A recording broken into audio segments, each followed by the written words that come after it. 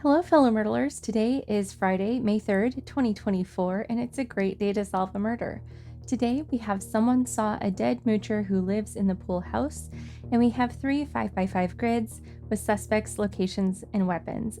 I just noticed we had a mustache on the M yesterday, and today we have a hat on the E, and I just think that's a really cute little touch, and I love it. So, well done, everyone who worked on the site. It's awesome. Okay, I got a little distracted there, but we do want to look at this red murder clue here. A body was found in the bedroom. So we've got the bedroom as our murder location today. And then we will use our detective's notebook and our clues and evidence to figure out who was in the bedroom and what weapon they brought. So let's go ahead and meet today's suspects. We have President Amaranth, Chancellor Tuscany, Chef Aubergine, Secretary Celadon, and Officer Copper. The weapons are a heavy candle, a jar of ashes, poison klonopin, piano wire, and a hammer and sickle. And the locations today are the upstairs balcony, the grounds, the bedroom, which is of course where the murder took place, the computer room, and the enormous bathroom. All right, let's look at our clues and evidence. Either a hammer and sickle was on the upstairs balcony, or Chef Aubergine brought a hammer and sickle. Okay, so this is reminding me a lot of the one that really tripped me up a few weeks ago.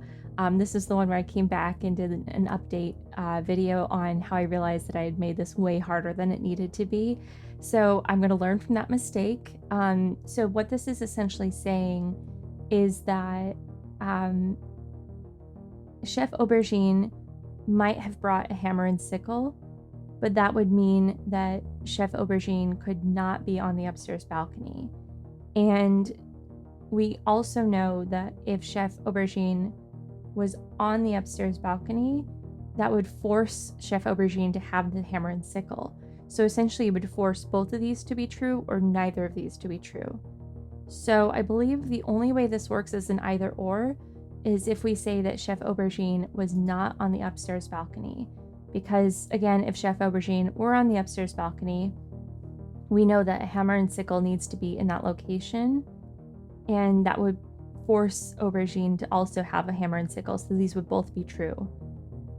Or if we say Aubergine was on the upstairs balcony but didn't bring a hammer and sickle, that would force neither of them to be true. So in order for this to work as an either or, we need to say Chef Aubergine was not on the balcony, but Aubergine could have brought the hammer and sickle, or the hammer and sickle could have been on the balcony. So those two things could be true. So Aubergine could have the hammer and sickle in a different location, I believe, or the hammer and sickle could be on the balcony belonging to a different suspect. So that's how that works as an either or. And so we do have one piece of information from that for now, and that is just that Aubergine was not on the balcony. So I'm not going to cross this off because we have more information to get from it later, but did want to put in that one piece of information at least. All right. That was a lot. Let's move on to the next one. Some black ash was found outdoors. All right, so this is a two-parter. We need to figure out what weapon would have had black ash and which locations were outdoors. So let's start with the locations because that'll be a bit easier. We've got outdoors, outdoors, indoors, indoors, and indoors. Yep, we're back at outdoors. So it must have been one of these two locations. And I'm guessing it's going to be the jar of ashes, but I guess it could be the heavy candle too. Okay, so I'm looking at this type of text here, in the body text here for the card. For evidence of this, look for a drop of wax, black ash. Here we go. So this is going to be it. Let's just triple check. Fake prescription puddle. I love this. The piano wire can be identified by piano wire left behind. All right. Okay, so we do know that it's going to be the jar of ashes, and the jar of ashes must be outdoors, so must be in one of these two locations. So what I'm going to do is I'm going to just put X's here, and we know that these two, one of these must be the location for the jar of ashes. I'm not really in the mood for question marks today, especially with it. Oh, that's exciting. Oh, I like that they match now. That's exciting. Oh, that undid everything. Okay, yeah, I'm not going to deal with question marks right now. I'm just going to do this for now. Okay. And again, we just know it will be one of these two, even though we haven't put it out there. Okay, so moving on, this fingerprint was found in the computer room. So I see kind of like this closed circle here. I bet that's going to be pretty unique. No. Okay, we've got Chef Aubergine. Okay, so Chef Aubergine was in the computer room.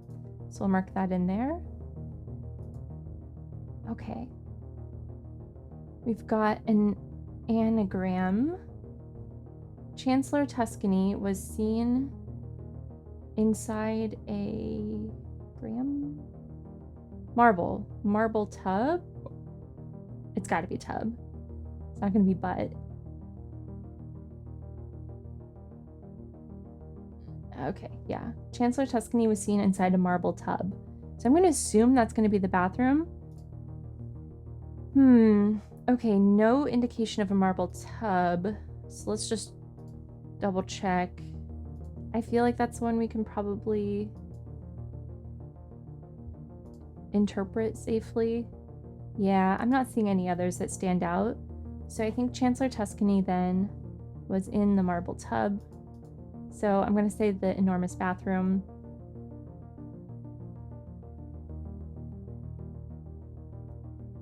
And, oh, one other thing we can note is because we know these two suspects were indoors, we can mark that they definitely did not have the jar of ashes because they were in indoor locations, so they could not have had the jar of ashes. Alrighty. Speaking of the jar of ashes, a jar of ashes was reflected in blue eyes. So let's check out our suspects. Who has blue eyes? We've got gray eyes, green eyes, blue eyes for Chef Aubergine. But Chef Aubergine won't work because Chef Aubergine's in the computer room, which is indoors. Green eyes, so Officer Copper, also blue eyes. Okay, so Officer Copper must have had the jar of ashes. And again, I'm saying that because we know that Chef Aubergine also had blue eyes, but Chef Aubergine was in an indoor location. And we know from the black ash glue that the jar of ashes must have been outside. So we can put Officer Copper with the jar of ashes in one of these outdoor locations, which officially means Officer Copper was not the murderer today and was not in the bedroom. So that leaves, let's see, either Secretary Celadon or President Amaranth as our possible murderers today. So we'll keep going and see which one it was. All right, the suspect with the heavy candle also had red hair. I believe that's President Amaranth, but let's double check. Red hair, and let's just make sure nobody else had red hair. Blonde, brown, blonde. All right. President Amaranth then had the heavy candle.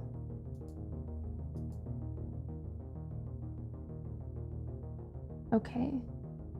And we don't really know yet. Well, we do know. Okay, so since we know the location of these two, and we know that neither of these two had the heavy candle, we can mark off these two locations, the computer room and the bathroom, for President Amaranth.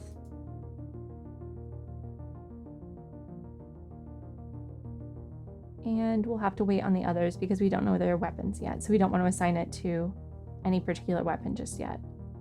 Okay, I think that's all we have for now. Yeah, let's keep going.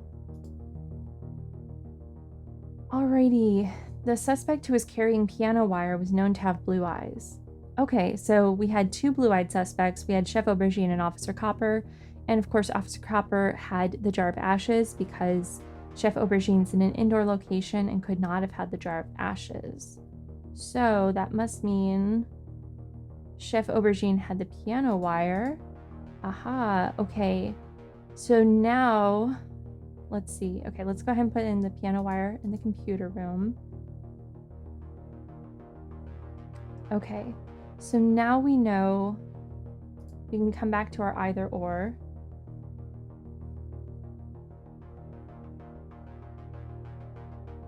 And I guess we could have just left this for the end in this case, but it's fine. Okay, so we know Chef Aubergine brought piano wire. So the hammer and sickle was on the upstairs balcony. So upstairs balcony, hammer and sickle. Okay. And so it was one of these two. Okay, and if we look at Chancellor Tuscany, so these are the only two that could have had the hammer and sickle. If we look at Chancellor Tuscany, we see Chancellor Tuscany we already know was in the bathroom. So Chancellor Tuscany did not have the hammer and sickle. And in fact, too, we see there's only one possible remaining location for the poison Klonopin, and that is the enormous bathroom, which is, of course, where Chancellor Tuscany was. So that is going to give the hammer and sickle to Secretary Celadon. Okay, and I'm seeing this up here. We've got only one possible remaining location for the candle. And, well, we have two remaining locations, but in this column for the bedroom, everything else has been eliminated. So we now know our murderer today was President Amaranth with the heavy candle. So let me go ahead and mark that in. We've got President Amaranth with a heavy candle in the bedroom. So I'll go ahead and flip these over, but before I check and see if I'm right, I'm just going to finish up the grid real quickly. All right, that's everything. Everything's looking good. No misplaced garlic today. I debated if I should just make a new video being like, I put the garlic in the wrong spot, but I figured since it didn't necessarily impact the solution, it was probably okay. And thank you to those that pointed out in the comments. That's helpful, I think, for everyone else if they're going through this to see like, wait, no, that isn't correct. So I appreciate the peer review there. That was helpful. Alrighty, so we've got President Amaranth with a heavy candle in the bedroom. Let's go ahead and see if we were right. All right, we were right. Thanks so much for playing along with me today. I hope this was a helpful walkthrough, and we'll see you tomorrow.